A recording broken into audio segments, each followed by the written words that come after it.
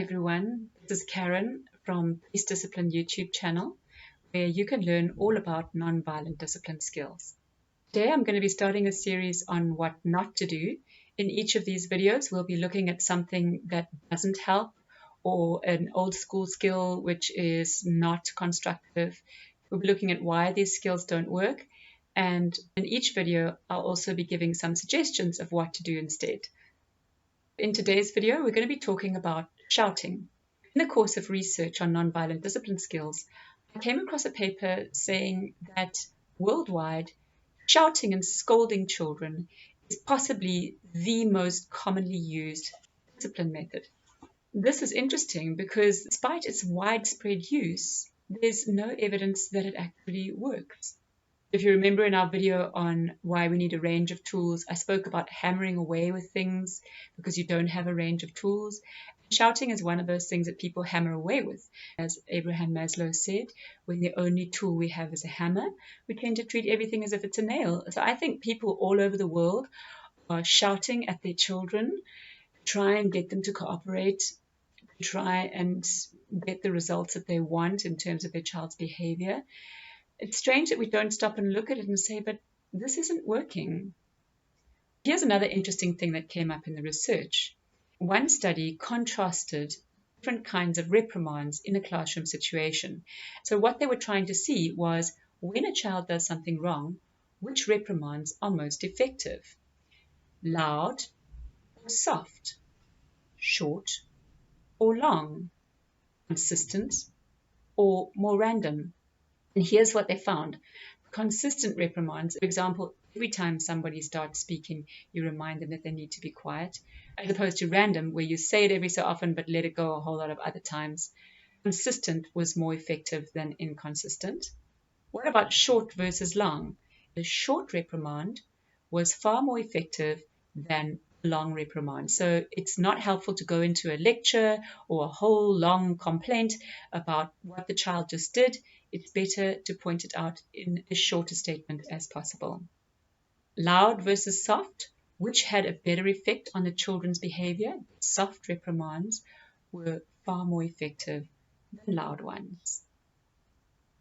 If you've watched the video on a sense of containment, one of the things that children need is that sense that you can stop them if they're doing something wrong, or that if there's something right that they really have to do, you can get them to do that thing. So if we look at shouting and the fact that it actually doesn't work, when we use shouting to try and get our children to do the right thing or to stop doing the wrong thing, we are actually not giving them a sense of containment. We're not doing something which works. And so we're not helping them. I like to give a couple of examples in a story form here. In our home, we don't use shouting.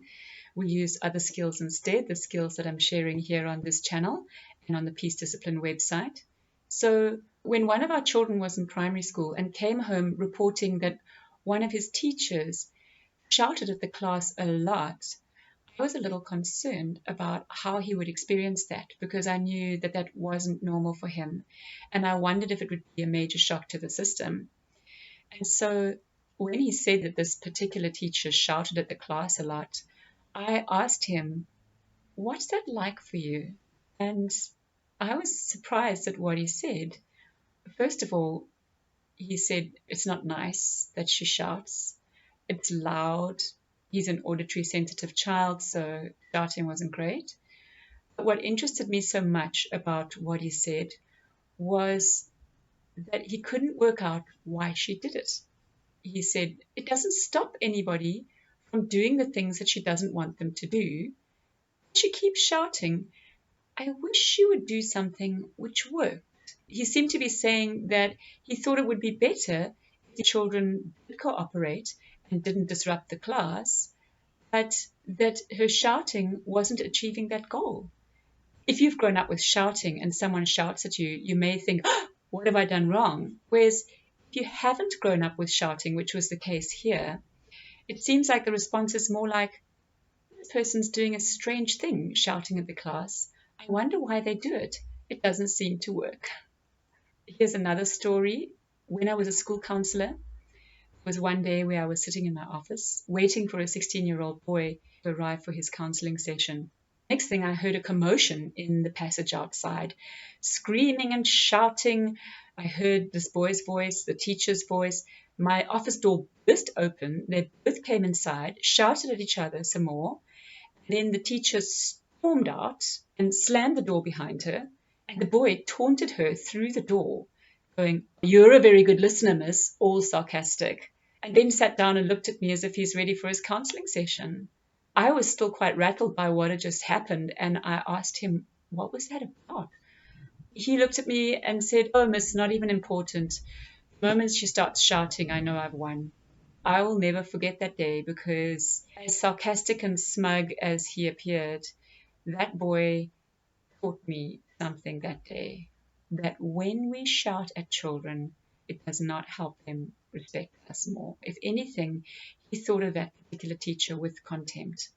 I also think it must have been horrible for her, shouting and working herself up that way. It must have been incredibly stressful and without getting any good results. So why shouldn't we shout at children?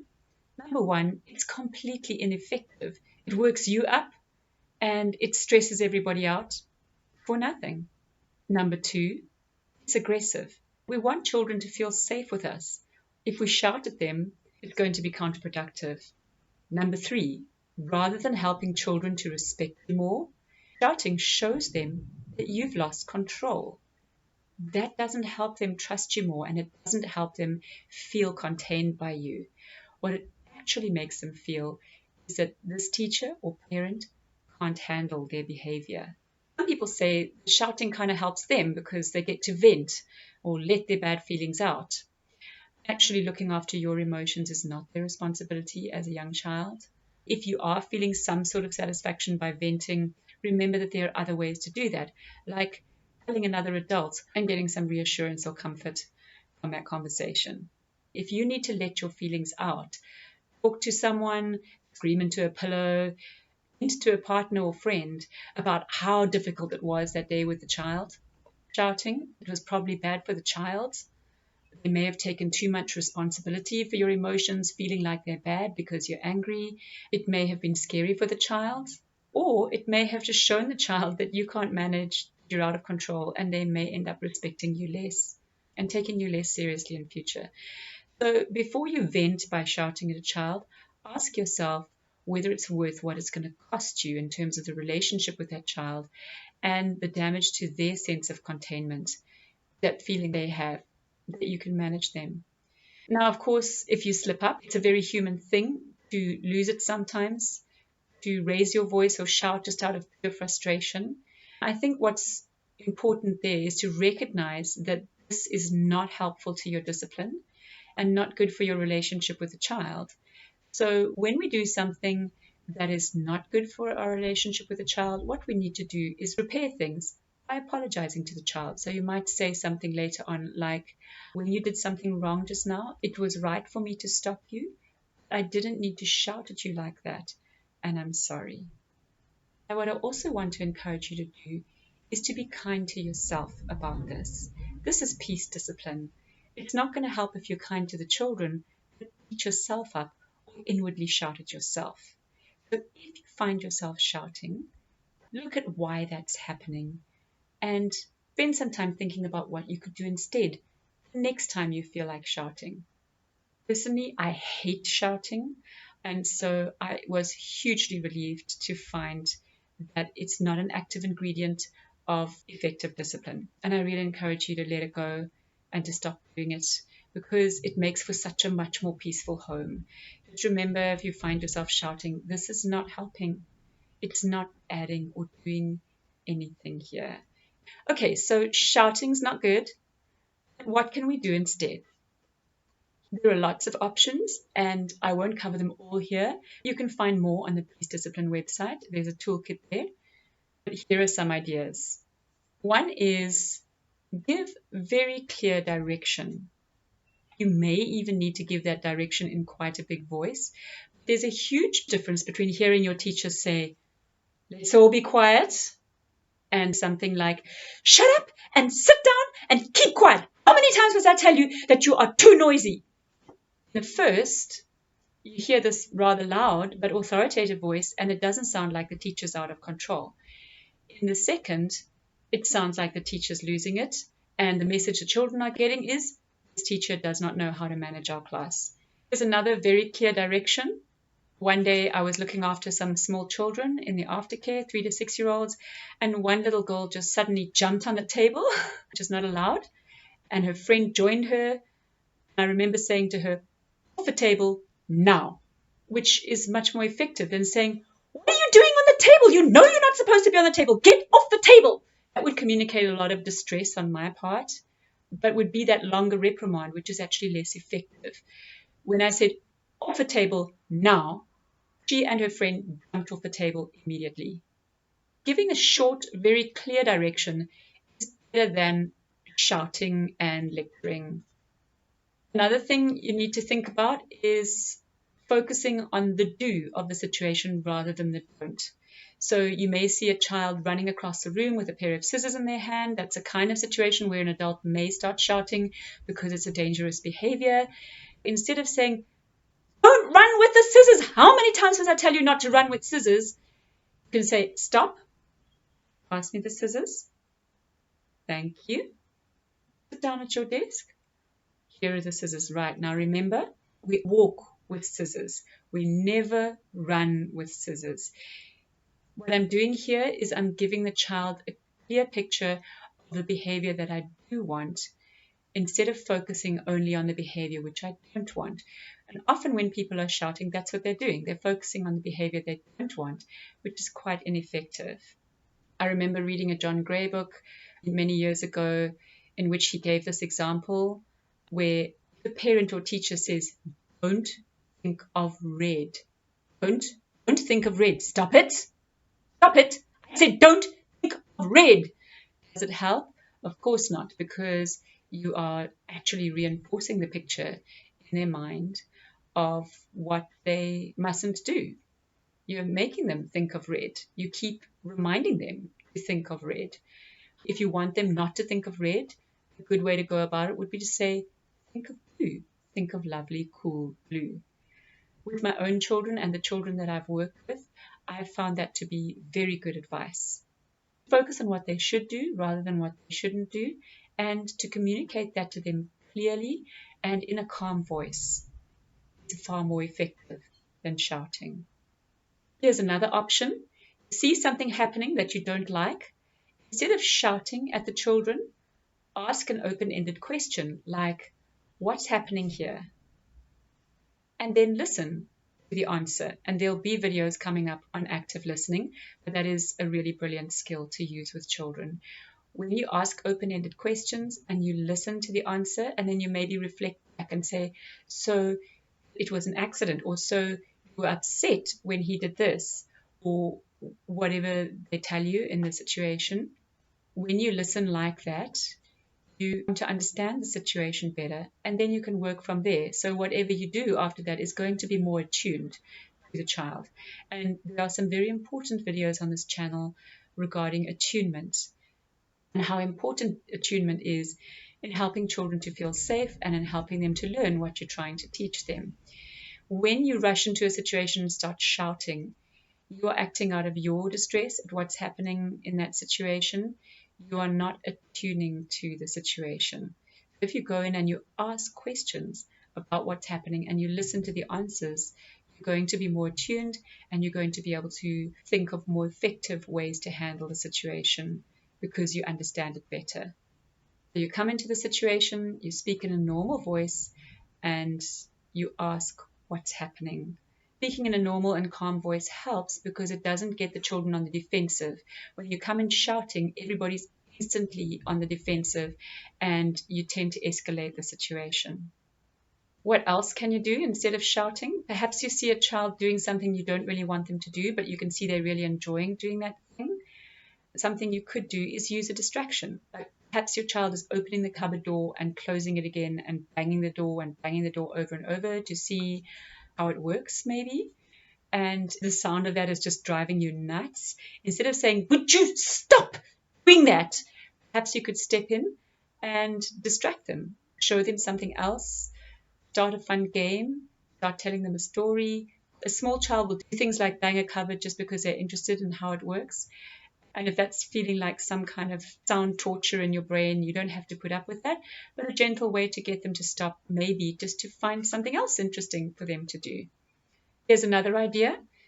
If you are working with a group of children, at one stage I was working as an aftercare supervisor looking after 3 to 6 year olds. Sometimes you're watching that group of children and a number of children in that group are doing something that you don't want them to do. Perhaps when it was time to lie down and rest, they're rolling off their mattresses and disrupting the others who are trying to rest and generally delaying the story time, which is what came next. What I would do in that situation, rather than saying, stop wiggling, lie still, I might say something like, look at Bulawa, she's lying so nicely. Or wow, look at Jade, she's lying so still, she's ready for the story. And what I would see then is, because I'm using praise and I'm focusing on the children who are doing the right thing, other children who also want attention quickly started doing the right thing so they could get some attention too. I would see this happening. I'd see this ripple effect through the class, and I'd start mentioning other children who are doing the right thing. Very soon, nobody was wriggling around and disrupting the group anymore, and all the children were ready for the story. So that's a simple tool to use. Look for the child who's doing something right and mention what they're doing. Again, I would do this in a calm, soft voice. The voice that the teacher or parent uses often has an effect on the energy of the situation, whether it hypes things up and escalates things, or whether it calms things down. So if you're wanting a calm picture, don't use a shouty voice. Here's another idea. In other videos, I've talked about how sometimes children don't do something that they're supposed to do. And instead of shouting at them, these toys lying around again, how many times must I tell you to pick them up? Try something like a when-then statement. So when the toys are picked up, then we can watch TV. Or when the toys are picked up, then we can have our story. They might even ask you, can I do something? And you would say, when you've picked up your toys. That's the when-then statement. It also works with much older children. Something like, when you've done your chores, then we can start computer time. Or when you've finished your homework, then I can take you to your friend's house. This is very containing and it has absolutely no need for a raised voice. Sometimes someone is shouting at a child because they are busy doing something wrong and the parent or teacher needs them to stop that right away. A more effective way of dealing with that would be to give them a timeout from the thing that they're not managing. You might call them to play inside if they were causing havoc on the playground, or you might remove a toy which they are using to be destructive, or perhaps you'll stop two children from playing with each other because they're becoming aggressive. So you're giving them a timeout from the thing they're not handling, which immediately interrupts the behavior. And again, there's no need to shout here because the active ingredient in this case is the timeout. They can cool down, they can get back in touch with the feeling that they want to play with each other or want to be allowed that privilege again, and they will realize that they have to manage the situation better if they're going to be allowed to play outside or allowed to play with each other. So giving them a timeout from the thing they're not managing, it can just be a brief timeout, 2 minutes, 5 minutes perhaps, is an active ingredient, whereas shouting is not. So timeout will be more effective in that case. When you're giving your child a timeout from a thing they're not managing, you want them to get the message that I need to manage better if I'm to be allowed that privilege. And so it's best not to distract them from that message by screaming and shouting at them. If you're shouting at them, you start to make them feel aggrieved. You start to distract them from what you're trying to teach them because they're trying to manage the fact that you're shouting at them. They're feeling less safe. They're possibly feeling wronged. They're feeling that it's unfair because why do you need to shout at them so much? You actually take the focus off what you're trying to teach them. So to go in with a calm, normal voice, or even an authoritative but not out of control voice, is better than that shouty, screamy voice. Now you might ask, what if the child has already done something wrong and it's too late to stop them in the middle of it, like with a timeout? The temptation here is to shout at them about what they've done wrong and tell them why it was wrong and go on and on about it. But that does absolutely nothing. I would suggest in that case, The child's already done something that hugely inconvenienced you or hurt somebody else. After perhaps removing them from the situation and letting things cool down, you would direct them into making amends. Think of some restorative action, perhaps a kind deed that they could do for the person that they wronged. And that's a much more effective way of teaching children to respect others than acting disrespectfully ourselves and shouting at someone. Here's another suggestion. Perhaps your child is running late again and you are super frustrated with that. It's tempting to shout at them and try and hurry them along. But a good question to ask yourself is, does this child need more support to be on time? Perhaps instead of shouting, the child needs you to help them manage their time better, to tell them when to start getting ready. Many children don't have a good sense of time and don't really know when to start getting ready. Perhaps they need your help organizing things along the way.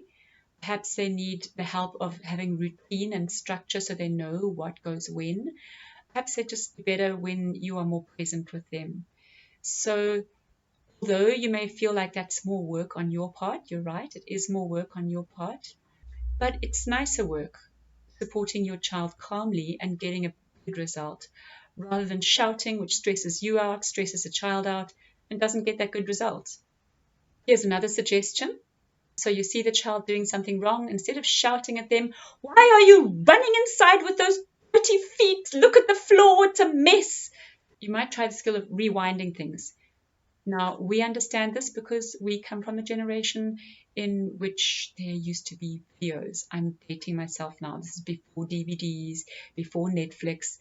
There used to be videos. And you remember when you rewound a video, everybody moved backwards. It was quite entertaining to watch. Nowadays, it works differently. But you get the concept. So when you see a child doing something you don't want them to do, instead of shouting them, you might say, "Wait, stop, rewind, let's go outside, and we're going to come in again. This time, we're going to wipe our feet on the mat, and then we're going to clean up all this dirt on the floor." So what you've done there, you got them to stop and do something over the right way so that they could learn it, and you also directed them into some restorative action, cleaning up the mess that they made, which is far more effective than shouting and then huffing and puffing while you clean up the mess, which doesn't really help them to learn about the consequences of their actions. So if it's an older child, if it's a very young child, of course, we will clean up after them. Here's one last suggestion. A lot of the times, parents intervene when something is already going wrong. But something that could really make a difference is trying to prevent some of those things from going wrong in the first place. And for this, you may need to add more structure, rules, routine, so the children are clearer about what needs to happen, and to prepare them for what's going to be expected of them.